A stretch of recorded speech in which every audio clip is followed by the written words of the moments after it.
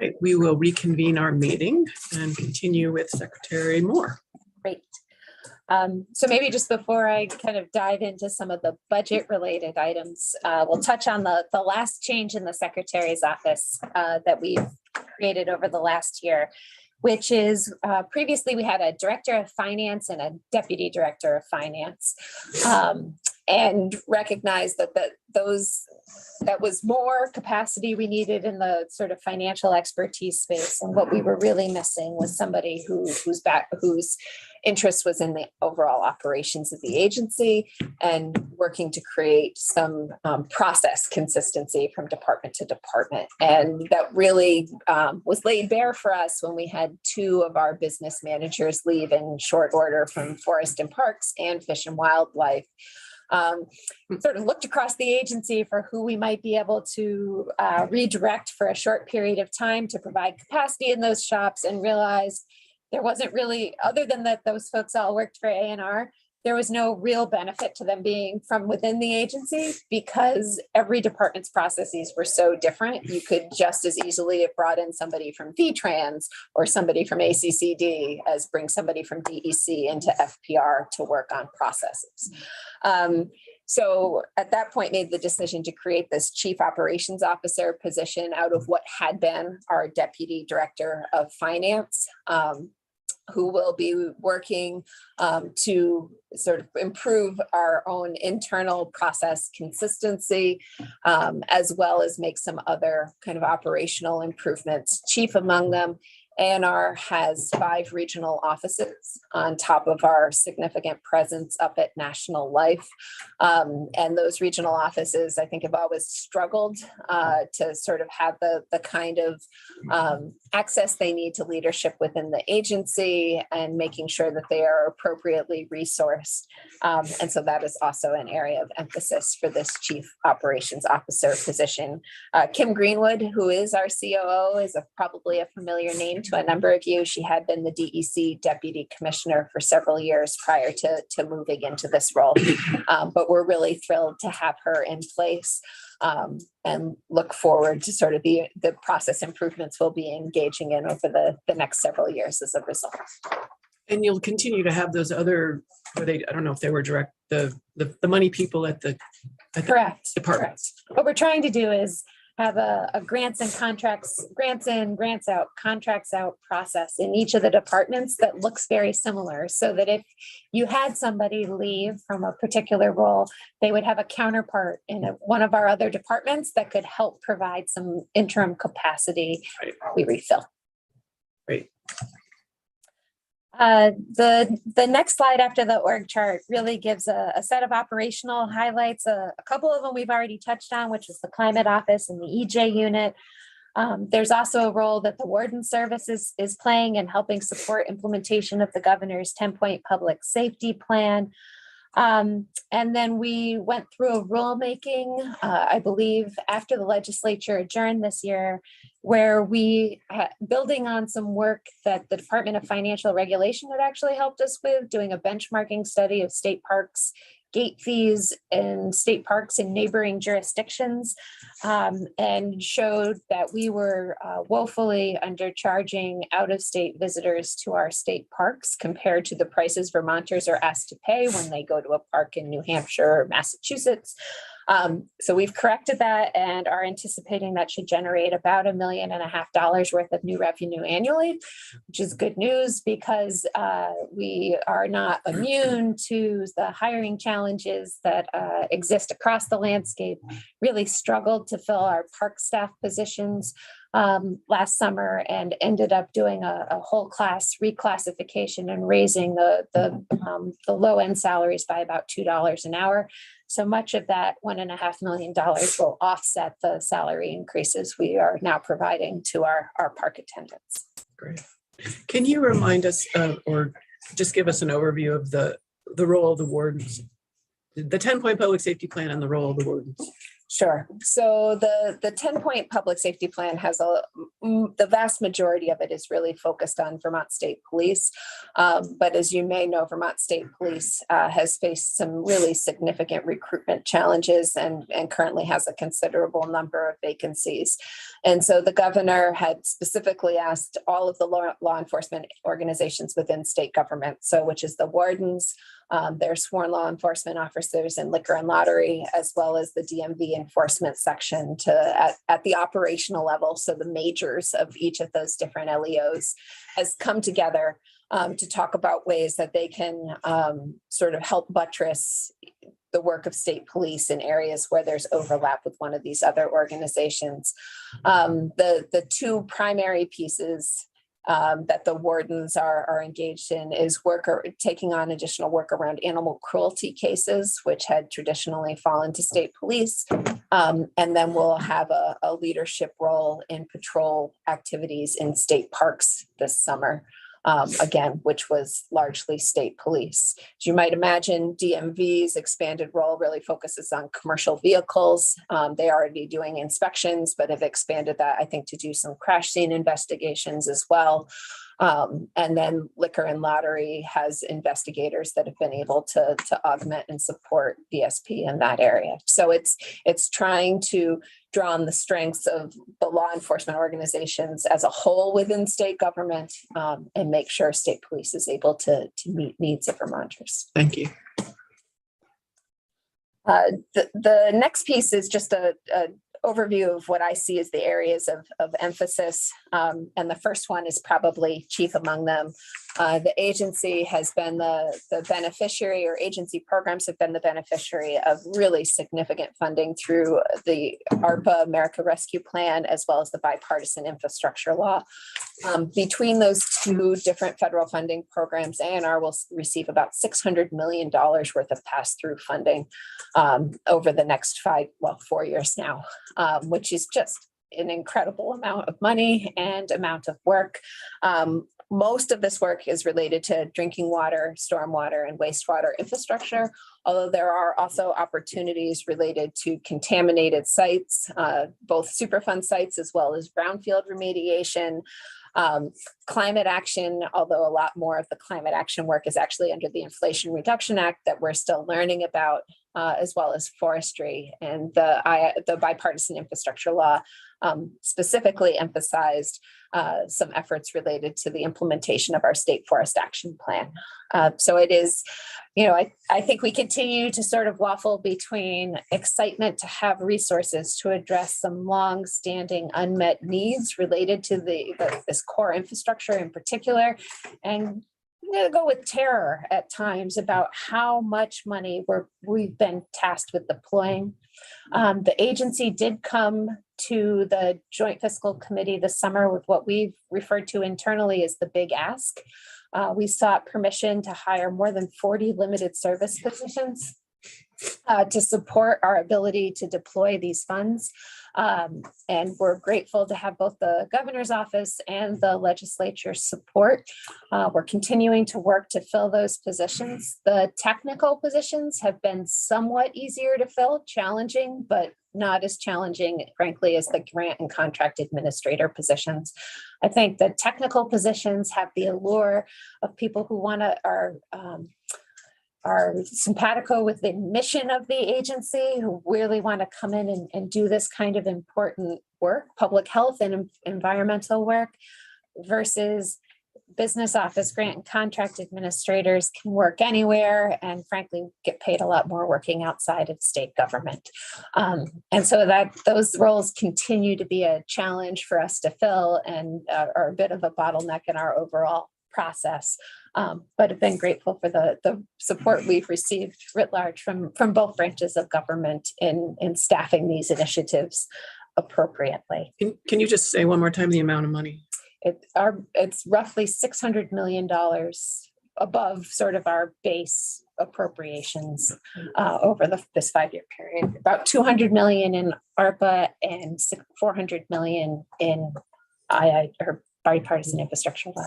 And will you give us a little breakdown later on, like where they're going? I can. I don't know that it's in this slide deck. It may be better for me to do that as a separate conversation because it's a lot of detail. And frankly, would want someone from DEC to help Yeah, great. supplement what I know. Sure. All right, I thanks. develop one-pagers too that I can email to this committee so you can see what's been committed and what the program narrative is. And That's for the ARPA yeah, programs. for the ARPA specifically, the Okay. bill Be money great. is different. Yeah, that would be helpful. Correct. Yeah, Representative Smith. Thank you. I'd also like to know what monies will be available for local projects. Because I spoke about that yesterday with other agencies, and I'd like to make sure that if there is money available for natural resources projects in our town, that we get our hands on some of it. So. Sure. And just to be clear, ARPA is one track of that funding. Clean water funding is also a fairly significant source of revenue. Our proposed clean water budget for FY24 is north of $50 million at this point. That reflects some ARPA funds that the legislature dedicated to the priorities of the Clean Water Board, but also that the property transfer tax, which is one of the primary funding mechanisms for our clean water work, continues to well exceed all forecasts. Thank you. Also on our areas of emphasis continues to be strategic land conservation opportunities. Land conservation is obviously high on the list of work, both within the Department of Forest Parks and Recreation, as well as the Fish and Wildlife Department. We created our 101st Wildlife Management Area this year in Fish and Wildlife and continue to pursue strategic land acquisitions through Forests and Parks. We are also looking at an opportunity as part of the bipartisan infrastructure law, which will provide significant new resources into the Forest Legacy Conservation Program and how best to take advantage of those. As I just touched on, our work continues to restore impaired waters and protect high quality waters through the Clean Water Initiative program and the work of the Clean Water Board. The funding at this point is sufficient for the tasks that lie immediately in front of us, we believe. We did have a recent conversation with the Clean Water Board that the property transfer tax is set to sunset in a few years' time, I believe in fiscal year 26. That we don't believe our need for those funds will sunset at that time. And so just flag this for the committee for awareness that that's something that will need to be tended to in one of the next few sessions, because it really is an important revenue component of our overall clean water strategy. We continue our efforts to support the outdoor recreation economy. We recently refilled our recreation coordinator position that had been vacant for almost a year's time, and are pushing out a series of VOREC grants, the Vermont Outdoor Recreation Economic Collaborative. We received 2 tranches of one-time state general fund dollars to provide grants to communities looking to expand outdoor recreational access, and have seen just enormous interest in this fund, and know that it gets into areas of the state, some of our more rural areas where some of our other infrastructure programs don't have the same appeal or reach. And then continuing our work around emerging contaminants. I put PCBs there, recognizing PCBs aren't really emerging. They have been a known human carcinogen for 40 years, but our work in schools to test them for PCBs is new and novel. I think we're first in the country in doing this work, and it has been a lot of work. And when it comes to PFAS, which are the perfluorinated compounds, were probably best known to have caused contamination in the Bennington area, we've continued to implement a roadmap that we designed about 3 years ago, and are at this point awaiting. EPA has indicated they will be changing some of their health advisories. They put out preliminary health advisories earlier this year, and we expect that they will issue updated final health advisories potentially as soon as next month. So sort of tracking their work in this space. and starting the conversations about what that means for our regulatory programs when their final standards are announced. I think one of our challenges is they appear to be taking a compound by compound basis when it comes to perfluorinated compounds, whereas the state of Vermont has taken a cumulative approach where we're looking to see levels less than 20 parts per trillion for a combined analysis of 5 compounds. EPA may well tell us they'd like us to look on a compound by compound basis and need to think through what that means in terms of our applications to drinking water. And how many compounds are they considering? They have released preliminary information on 4. They are not 4 of our 5, however. The 3 of them are in our 5 compound mix, but then they've also done a lot of work related to a PFAS compound called GenX, but that is, it was a replacement for some of the original PFAS compounds and is really most prevalent in southeastern United States. It isn't something we've seen a lot of contamination from here in the Northeast. So potentially more from the nonstick pan world history. I believe, you mean the GenX compounds? I believe that is Thinking accurate. where they might have been manufactured. Yeah, it was manufacturing a lot in, I believe, North and South Carolina, where those compounds have shown up versus the ones that we see were either associated with the kinds of manufacturing as was being done by Saint-Gobain and Bennington, consumer products, as well as firefighting foams are really the primary sources we've seen in Vermont. Yeah. And can you touch briefly, we can have someone from water quality come in, but just on the testing, I know there's you guys are doing, it's updated or it's expanding and in process. Correct. So we've taken, but the roadmap lays this out, and it would be great, I think, if your committee wanted to hear from somebody who could speak to the roadmap. But the roadmap, sort of the initial step was to think broadly about all the potential sources of PFAS in the environment, and then devise a sort of a thoughtful, stepwise monitoring strategy to assessing them, working from what we saw as the highest risk to lower risk. So this has involved doing testing of public water supplies around the state. As you may know, there are actually 1,400 public water supplies in Vermont. Some of them serve just a handful of residences, up to something like the Champlain Water District that serves a significant portion of Chittenden County. So they really are pretty variable. We've been thoughtfully working our way through them and testing them for PFAS concentrations. We've also done some surface water testing. We've done fish tissue sample testing. We've done some targeted industry testing, particularly around personal care products, with a recent study in a couple of Vermont communities. We've been looking at biosolids in land application sites. So biosolids are what's produced by a wastewater plant. You get treated water and then the sludge that is often referred to as biosolids, and know that those can at times have significant concentrations of PFAS, and sort of have just methodically been working our way through these different potential sources in the environment. We've also completed some background testing that shows that at this point, these chemicals are pretty ubiquitous. We found them in soils in the Green Mountain National Forest, so they're pretty well everywhere. And making sure that as we're thinking about risk and making decisions about cleanup, that it's with this recognition that we have this broad sort of area-wide contamination that we're dealing with. At the same time, we are also working to support the Attorney General, who's leading litigation against 3M and DuPont, that are the 2 primary manufacturers of PFAS compounds.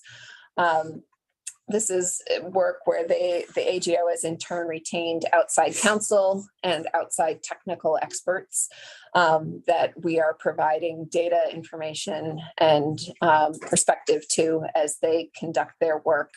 It's in the court process, but we anticipate it likely will be 5 to 8 years before we see that matter resolved. There are a couple of items related to that I'd flag just for your awareness. Probably chief among them is that we are about to embark on private well testing. And this is the big we. It's really actually the technical team working for the AGO. because they don't want state involved in a state litigation. They've identified 500 random wells statewide, and they're going to reach out to those property owners and ask to test their drinking water.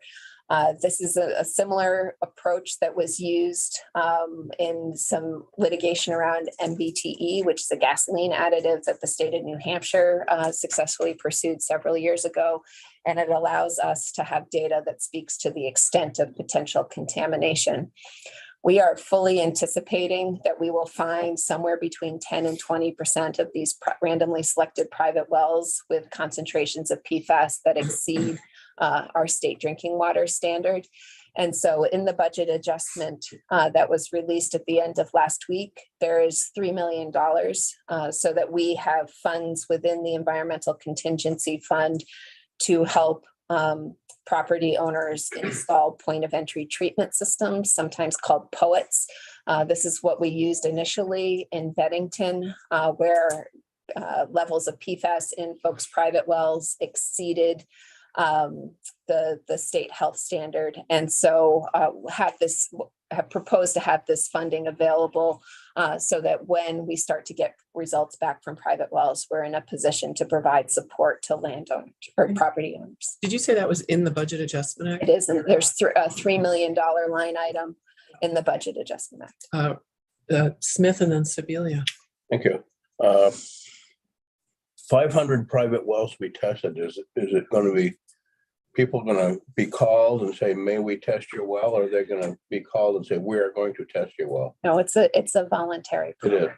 Okay. Yes, but we felt having the ability to tell property owners that we are positioned to support them in installing treatment if needed was a critical component to likely gaining their support for allowing us to do the testing.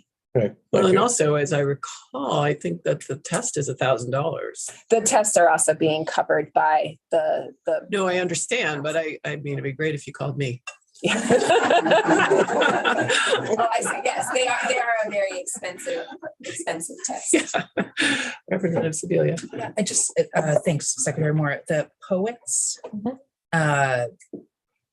point of entry treatment systems. Yes. So those are, and swimming. We can remember that acronym. There we I go. like it.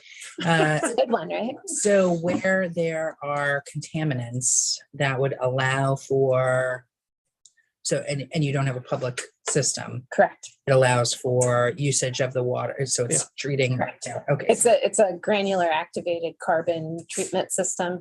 I think Culligan is the primary manufacturer of them. People use them for all sorts of reasons, but they are also, they do a good job in removing PFAS. So I'm very interested in a longer conversation Sure. about the advantages or disadvantages to that type of a system versus a public water system, thinking about rural, dense populations, et cetera. I'd love to talk more about that. I don't know who in your agency is dealing with that, but I would love 30 minutes. Yeah, I think Brian Redmond, who's the head of our drinking water and groundwater protection program, would be the best person to talk with, and Maggie can help make that connection. Okay, and then another question just around areas where we have identified contaminants. When we're thinking about public water systems, funding for public water systems, Yep. I'm trying to get these dollars out. Have we done any kind of prioritization around those areas Yes. where we know there are contaminants? Yes. So probably the best answer would be to at some point have Neil Kamen, who's the head of our water investment division, come in and talk about the intended use plan, which is how we set our priorities for municipal or public water and wastewater infrastructure investments. We have a whole set of criteria we use, but that contaminant issues is among them and chief among them in terms of prioritizing that work. I'd also flag that the We have one instance through this testing that we've identified where there are a number of issues of contaminated public wells in a fairly confined space, and this is in Killington. And they've actually come forward and are seeking funding under one of our ARPA initiatives, the Village Water and Wastewater Initiative, to provide a community water system in a place where there wasn't one, because there is enough instances of PFAS contamination. Ski wax. One of the ski wax was one of the possible sources. I think there was also, my understanding has been that we believe there was a significant fire at one point where they may have deployed firefighting foam. And I think our geology program has indicated that whatever the bedrock composition is around Killington sort of lends itself to fast and wide distribution of these very slippery compounds. So it may just be a tough set of circumstance, but it is a place where we've prioritized their application because of PFAS. And under the bipartisan infrastructure law, there's money specifically set aside, particularly on the drinking water side, to work on emerging contaminants, and they call out PFAS as well. So Thank you. Great, thanks. Representative, No, they don't. you do? Yeah, just short. They're all short today. Thank you, Madam Chair. So we've heard in my community that the federal government has clean water standards or proposals for like Long Island Sound and Lake Champlain. correct. We're on the eastern side of the state, so we dump in the Connecticut River from our facilities and other rivers. So are we meeting those federal expectations, or is there still a threat there? I don't hate to call it a threat, or implications that they may require us to take additional strategies, or are we comfortable?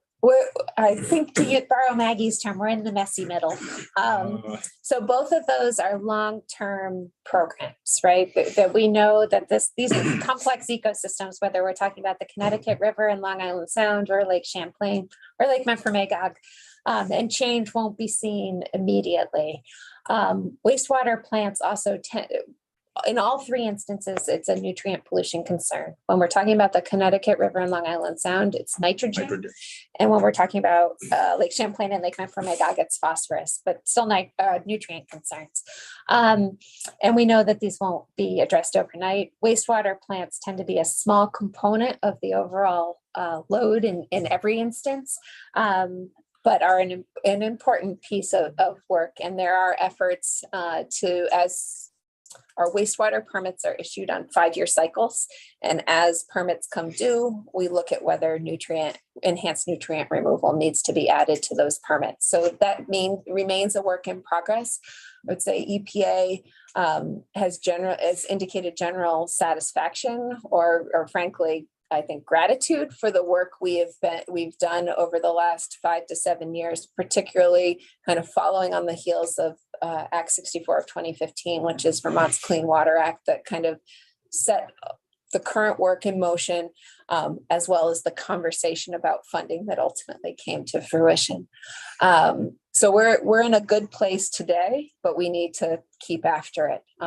Lake Champlain there's another interim check at the 10-year mark in implementation, so 2026, and with the final sort of phase of the TMDL envisioned to take place by 2036.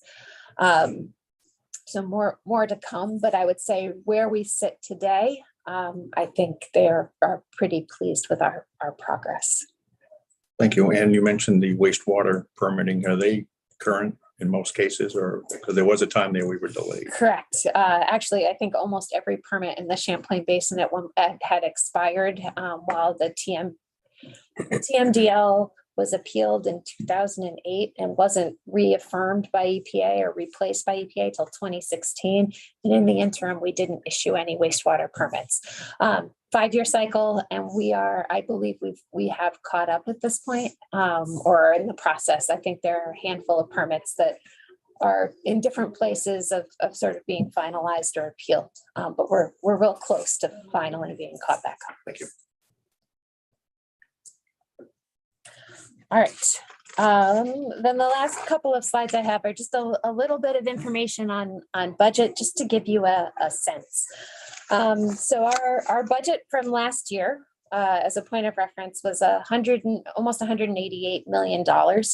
That doesn't reflect all of the one-time money that has come to us from ARPA or the bipartisan infrastructure law. If you added all of that money in, our budget would be north of 250 million and actually approaching $300 million for the current fiscal year. Which is just incredible. When I started 6 years ago, the agency's budget, my first year, was about $125 million. So that kind of growth over time, absent even the federal funds, is significant. Obviously, the vast majority of that is the clean water funding that's now in place. When I had started, our annual clean water funding was about $3 million a year. And as I noted, we're now at 50 million. So this $60 million increase over my time, the vast majority of it, the lion's share of it, is related to clean water. We have continue to see year over year increases in our budget. The budget instructions we received this year allowed us to anticipate a 3% increase in our general fund. But I think part of it is to keep in mind that about 80% of ANR's budget is either special funds or federal funds. And those, whereas the 3% sort of helps us keep up with the increasing costs of doing business, we haven't necessarily seen the same increase, particularly in our federal funding accounts, which have generally been static for about 10 years now. So that's an ongoing challenge in the agency's budget that continues into this year. We have 600 full-time employees. We add about 400 more staff each summer when we open up the 55 state parks. And as I noted, although it doesn't say it on this slide, we also have about 60 limited service positions right now, helping us get these ARPA and bipartisan infrastructure law dollars out the door. Each year, we try to build a budget that fully utilizes what we see is going to be the revenue into our special funds. That's things like the permit fund, our park gate receipts, and the sales of fishing and hunting licenses. But in general, those are challenging sources and have not fully kept pace with inflation, particularly in the current inflationary climate. So maybe then flipping to the next slide just gives you a sense of sort of how the major funding sources, how that money breaks out. So you can see, again, of that $187 million total, about 57 million of that is federal funds, 34 million of it is general fund, and then the rest of that is special funds. And we have a lot of special funds. There's that little box down in the corner that says other special funds. It belies the fact that there's about 40 of them, I think, in that box. Different donations we've received over time. We have call outs for very particularized pieces of work. And so we sort of lump them all in together there.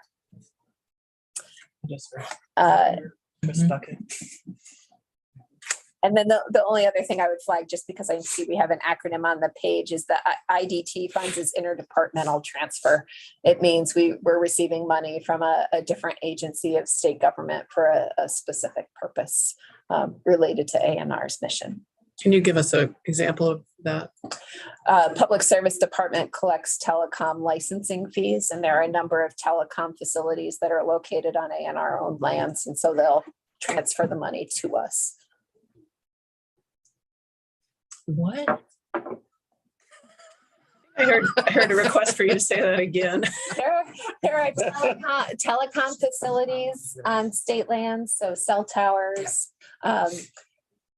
Public Service Department has the relationship with the telecommunications providers, and so does the billing, and then sends us the essentially a rental payment if the facility is located on ANR-owned lands. Is that the majority of those funds not necessarily just telecom, but other kind of No, areas? I think ski areas actually shows up in the Parks Fund because it's a direct deposit there. Another interdepartmental transfer is we call it motorboat money. So there's registration fees associated with motorboats that are collected by DMV. And a portion of that money flows into the Fish and Wildlife Department to support their work around boater safety. And a portion of that money flows into DEC to support work around aquatic invasive species control. And I think that is probably the most significant, but we can look into that and let you know. But that one is, that's several $1 million that between the two departments that comes from DMV to us. Sure. Is it okay? Representative Are you- Sibilia. Are you done largely? Okay, I have some general questions. One is a more specific question, which is around those rental fees. And if you have a sense of how much that is annually? I don't, but we can get that information for you. Okay, It's not huge. I'm going to say it's high 5 digits to low 6 digits, but and then I have a general question, something that we have talked about on some specific instances in my district, but kind of a high level question around regulations specifically. I think we've talked about a couple of public systems. So, and this is a whole new round for me, new committee, this whole aspect of it. So, Madam Chair, you'll redirect me if this is not the time to ask this question. But when we're thinking, I have had several projects that have had ended up getting snagged in kind of a gray area where there wasn't law or rule, but best practice that some of our highly qualified folks at A&R were employing. And so I'm curious about that and how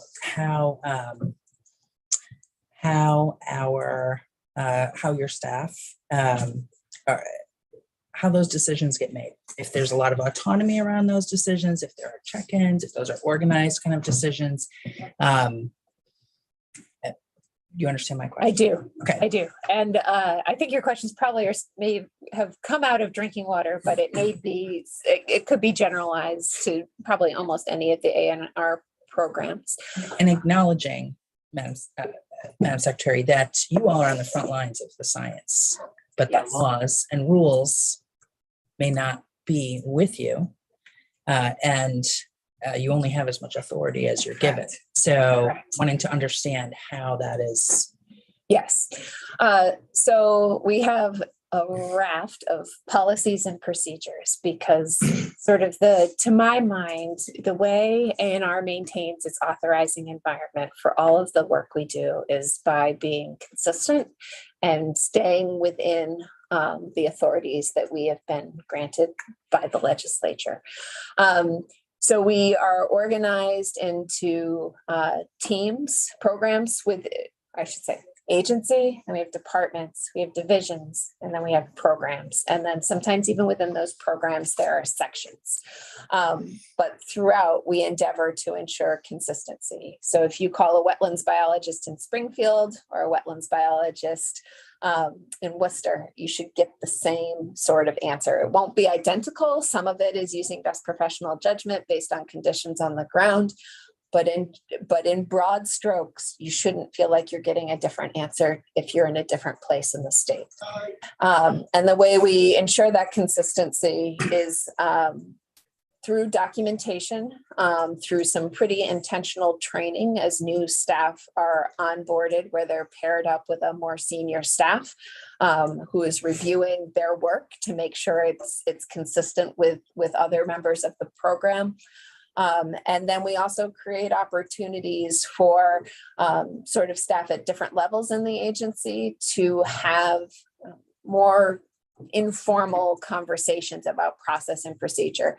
This includes regular supervisors meetings. And then just on this past Friday, we had a meeting of all the division directors from across the agency where we're able to share sort of different areas of friction or tension, solutions we're pursuing, raise issues that may also then have, may touch into other programs. A great example is aquatic invasive species. That work is largely managed out of our lakes and ponds program within our watershed management division, but also obviously holds real interest for our fisheries biologists. And trying to figure out and make sure that we're talking to each other first before we're talking to the public. And that, again, it's not just wetlands biologists in two different parts of the state, but you don't get a different answer if you ask the fisheries biologist for advice versus if you ask the Lakes and Ponds program for advice. It's a challenge. We are 600 people after all, and know that there are always opportunities for improvement. One of the things Maggie and I have been doing recently is what we've been calling pre-mortems, particularly around some of these. It's something we all need to do. They're Live it every day. Yeah.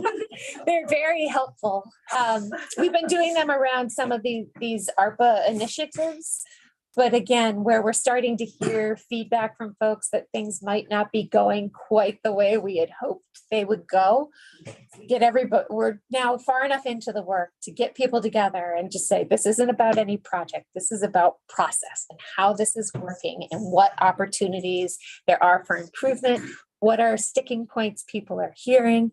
For example, the Village Wastewater Initiative, we got folks together and said, really, became clear the bottleneck is trying to get sites cleared by historic preservation so we can dig test pits.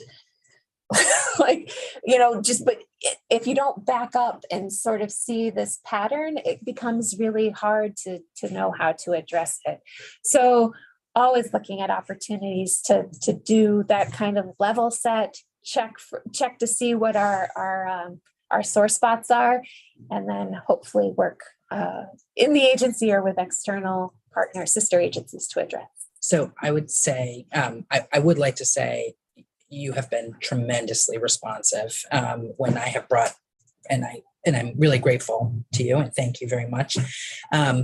However, that's when I hear about it. Right. And so, when regular Vermonters have an issue, like what is the best way for them to troubleshoot that? I would love to, learn more about that. So we have, Besides contacting their legislature. correct. A lot of them are advised not to do, actually. We have an environmental assistance office within DEC, but they are able to sort of field and deal issues throughout the agency. Adam Miller is the head of that division.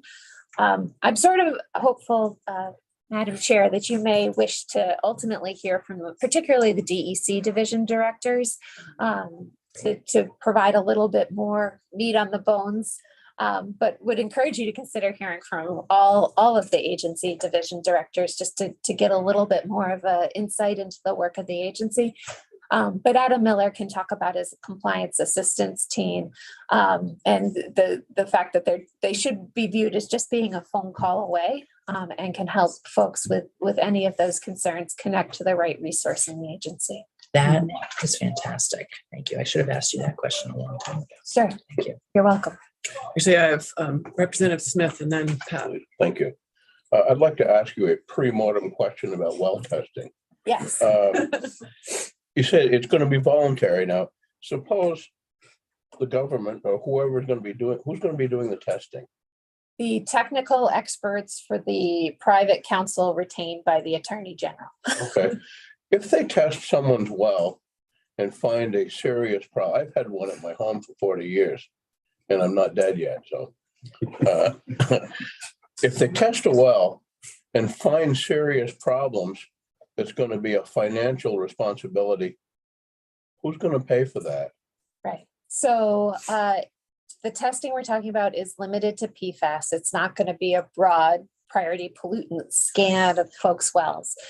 But in this instance, the Budget Adjustment Act contains $3 million, which is our estimate of what we think will be required to provide point of entry treatment systems for homeowners who voluntarily participate in this program and are discovered to have PFAS contamination in their well. So mostly covered or all covered? What do you think? Or- So That money is sufficient to cover the capital costs. There's also an ongoing operation and maintenance cost, and we haven't gotten there yet and are thinking about how best to address it. Ultimately, we believe that the financial resolution for those landowners is litigation, and that it's the obligation of DuPont and 3M to make them whole. But what we're focused on is this interim from doing the testing now till the 5 to 8 years we anticipate it may take for the litigation to resolve. Great, thank you. You're welcome. Representative Pat. Yeah, a question, I think, from my own experience, I kind of know the answer to this, but I think it would help for committee members to hear. This is about, if you could explain the agency's role in the intersection with other programs and activities that are now under the purview of this committee, particularly Public Utility Commission, citing things both for energy, cell towers, things like that, Section 248, Yep. 248A, et cetera. Sure. And I can expand that to talk about Act 250 too, because in both instances, Section 248 and Act 250, the agency is always has party status. And what that means is we can participate in any one of those matters that comes in front of the PUC or comes in front of the district commission. We internally put together what we call the Act 248 and Section 248 and Act 250 agenda each week, where we list off projects that are currently under consideration. And then we have a team that looks at the criteria, looks at those projects relative to the criteria that are part of the agency's purview. So this includes necessary wildlife habitat, it includes water quality, it includes air quality concerns.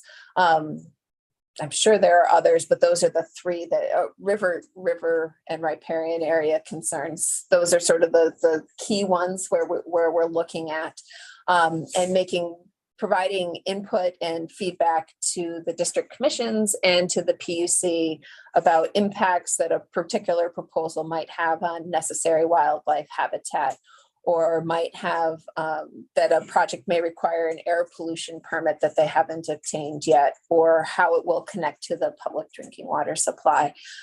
So we have this party status and have a team, the policy and planning section, which is in the secretary's office, that really coordinates and leads our engagement in both 248 and 250 proceedings. And just if I can make a comment, a frequent confusion among legislators and the public is that you have Act 250 and people know what that is. And then there's Section 248, which people frequently call Act 248. That's the public utility stuff. And it's actually Section 248 of Title 30, which is the PUC title and statute. The fact that the numbers are two numbers apart Just coincidence. That's right. But the Section 248 projects rely or use the same criteria that Act 250. There's just a public good standard that applies to 248 as opposed to undue adverse impact standard that applies in Act 250, but it's the same technical areas that we're reviewing projects for. It's just subject to a slightly different legal standard. Thank you. I think the rest of the slide deck will be covered by the three commissioners who will join you this afternoon. Chris Herrick was in last year, I'm sure, in front of your committee. Commissioner Beeling started in an acting capacity when Peter Walk stepped down at the end of March last year, so you may have met him. And then Danielle Fitzko, who is serving as the interim Forest and Parks Commissioner following Michael Snyder's retirement at the end of this last calendar year. So she'll be a new face, although has worked as our director of forests in FPR for several years now and been with the agency more than 20 years. Thank you. Thank you, Secretary Moore and Deputy Secretary Gendron. Impressive. Thanks for being so flexible and responsive and You're welcome. lots of questions. And on time. Do members, Prompt, I really.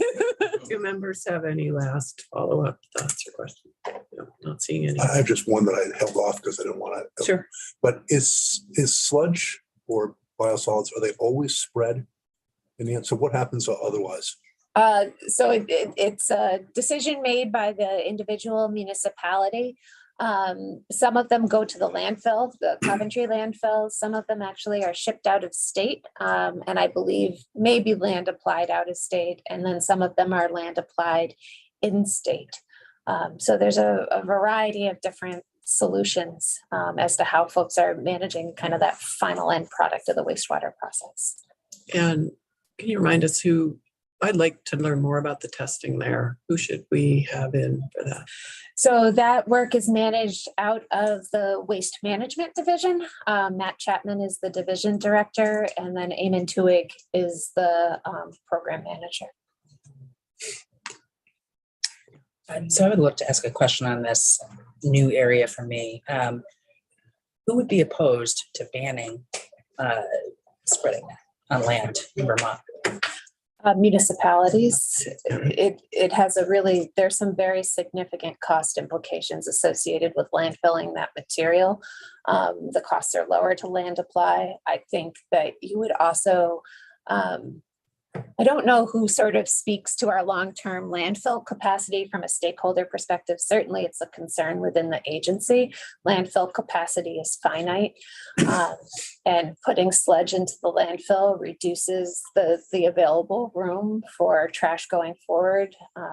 Municipal solid waste disposal is an increasing challenge. There are fewer and fewer facilities left in the Northeast that are accepting sort of household waste. And increasingly, the only solution is to ship it well out of state and potentially into a different part of the country, which also has a real cost. So there's big picture concerns about managing up this finite resource that is our existing landfill capacity, and then the cost implications to municipalities. And so, but is there a safe land application? I think that's a really difficult question to answer. Certainly sludge contains kind of all the byproducts of our lifestyles, PFAS being one concern, but that's not the only concern. People put some questionable things down their drains, and to the extent they're on a septic system, it ends up in their sludge. Wastewater treatment provides a degree of removal. It's really good at certain types of contaminants and not as good at other types of contaminants. And so it's not a risk-free strategy. And there's some real balancing that has to be done there, in considering sort of all the aspects and attributes. You know, it's convenient to think we could just put it in a landfill or frankly put it on a train or a truck and send it somewhere else. That's not really making ourselves responsible for managing and ideally reducing the quantity of waste we generate and trying to find that balance where we accept responsibility for the things that should be Vermonters' responsibility, and not unintentionally create significant environmental concerns in trying to manage that responsibility is really tough, heady work, and something that the agency kind of debates and struggles with regularly. So I think a lot of this goes on farms. Is that right? Farmland? Correct. Generally, that is not allowed to be used for animal feed. Mostly the crops that are being grown on the land where biosolids are applied are used for bedding. So that's hay. Hay and straw, yeah. Okay. And so is there any kind of financial responsibility that we are putting onto the agricultural community with this? Since, I mean, we're protecting the landfills and municipalities from having to ship it out. Are we putting the responsibility onto the agricultural? That is a complicated question. It's certainly an area of concern. You need to look no further than the state of Maine to see some examples of fairly significant farm field contamination. Largely in that instance came from pulp and paper waste, which has really high concentrations of PFAS, much more significant than we're seeing in biosolids. But it's an important case study. I think the flip side is there are also sources of PFAS in sort of agricultural uses, from pesticides to other on-farm products. And so it's not, there wouldn't be PFAS here or this kind of contamination, but for biosolids. We use the term sometimes cause or contribute. It's a Clean Water Act term where you think not about just are you alone sufficient to create a problem, but are you contributing in a way that creates what's ultimately a problem? And we're in that contribute space, I think, in agricultural lands, and it's a really hard question to answer, and something we take very seriously because these are forever chemicals, right? And that's part of our challenge in this space. As I know Representative Smith is familiar, there's a lot of concerns about them regarding the landfill, and are we just cycling things through, right? You put biosolids into the landfill, as they decay over time, leachate comes out, PFAS comes in and the biosolids comes out in the leachate. And how do we ultimately destroy these things as opposed to just concentrating them in a landfill and cycling them through? There aren't great answers. It's an area of active research as people are looking for ways to destroy these perfluorinated compounds. But right now we're really in the space of needing to manage them as best we can and manage the attendant public health and environmental risks associated. Yeah. Can you comment on that pretreatment permitting process at the Coventry landfill? Yes. So there are a couple of different regulatory processes underway at the Coventry landfill, and sometimes they get mixed together. I think it might be helpful to have Commissioner Beeling speak to this because it's within his shop. There is what we're calling a pretreatment pilot project that a permit was recently issued for the Coventry landfill.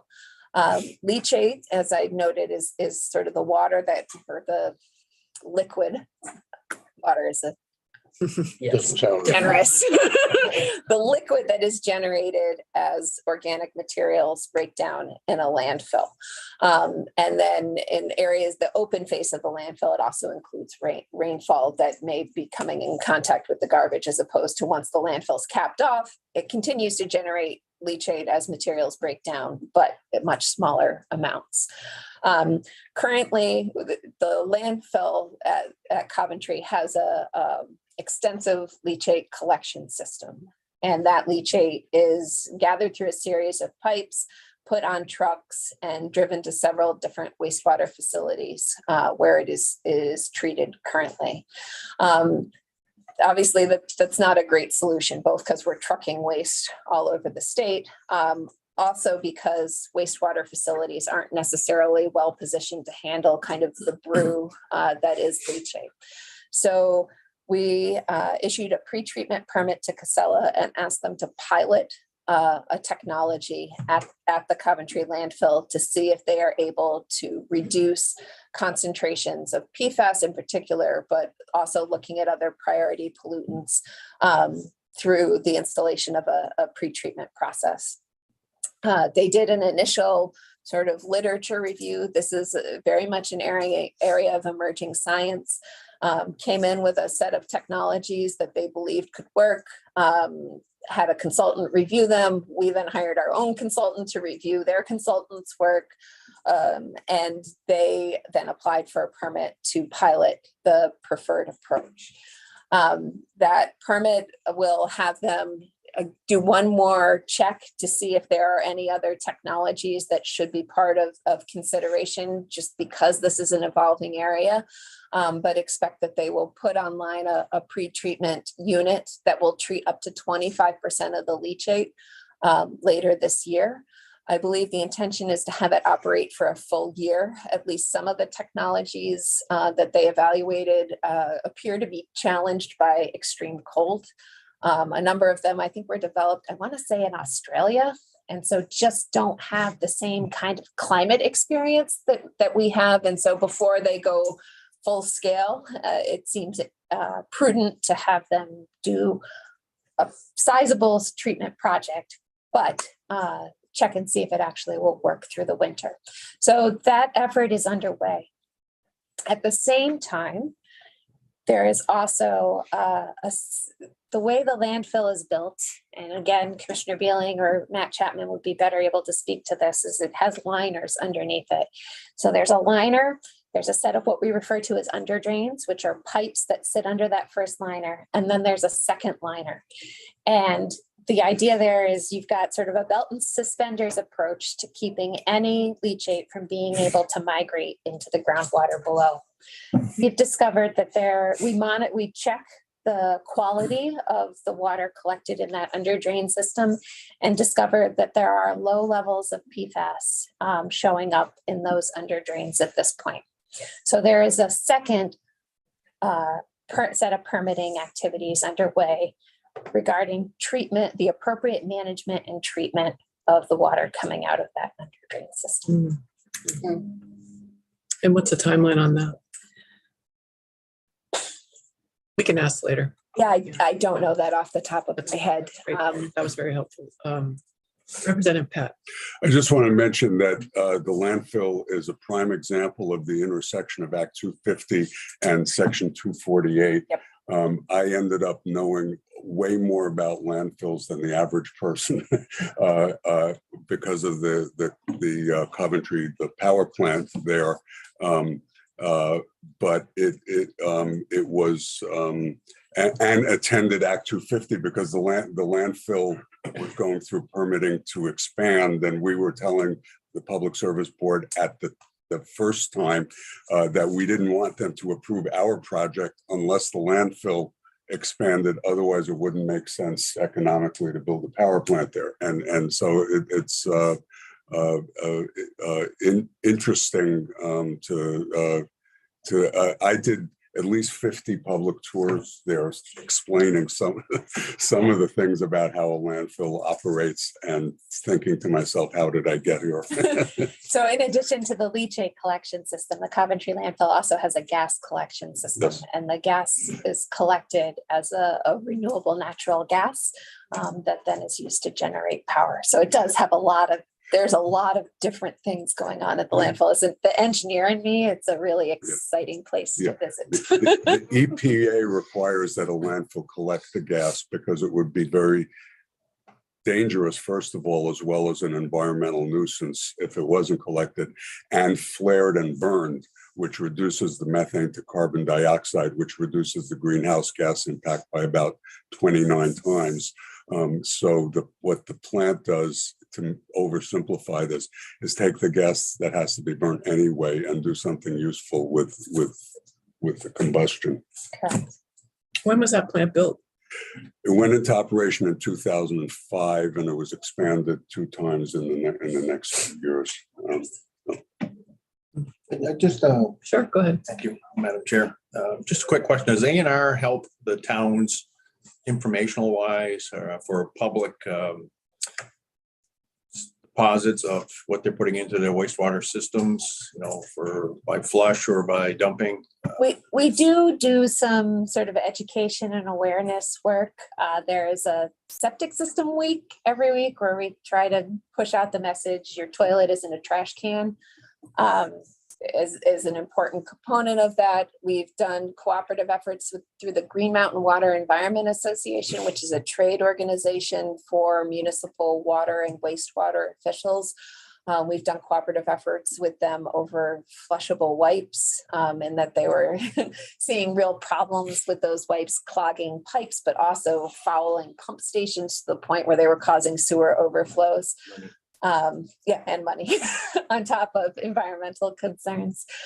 So we have different mechanisms. I wouldn't say that that's necessarily an area of emphasis where we have specific folks that are really only about kind of working on education and outreach, but we certainly seize opportunities to help promote good stewardship every which way, from land stewardship to water and wastewater. Do you see that as more of a town process then for education, or it is, and it depends. When you're talking about municipal systems, don't flush those up? Right, correct. When you're talking about municipal systems, you're spot on. We also have worked with lake associations on what we call septic socials. Right. which is trying to remind particularly Mortem. the kind of thing you want, glass of wine, and we're gonna talk about your septic. They're looking up in your office. But the idea of septic socials is you have a lot of out-of-state property owners potentially who may never have owned a property with a septic system and may not recognize, you need to actually pump that thing out every once in a while for it to continue to work. And so just trying to raise folks' awareness of the type of infrastructure that's likely servicing their camp, and how to best maintain it. Representative Clifford. Thank you, Madam Chairman. And in association with that, I know the city of Rutland, what they do is they've had that incident where the flushable wipes does get in their pump stations and it clogged them up, and it's very expensive to keep, repairing them. But they put out notices we probably get 3 to 4 notices a year. But a lot of times they incorporate it in with their water bill, or just kind of as a friendly reminder. So I know that the city of Rutland does that. Yeah, and I think Green Mountain Water Environment Right. Association has tried to sort of help facilitate sharing so that if Rutland has a particularly good message, it could be Right. used by the city of Burlington or the city of Barry to reach their customers as well. And likewise, we put out information as well, but I didn't know if the ANR had an area that was also educated. The Environmental Assistance Office, again, does endeavor to do some of that, but I think I would say our focus has largely been on individual property owners and septic systems and wells and then relying on municipalities to do that messaging to their customers. Great. But thanks, both of you. Right. Thank you again. You're welcome. Thank you. My pleasure. Quick story. Right. Please. Members have final things they want to talk about before we adjourn for the morning. No, not seeing any. So we are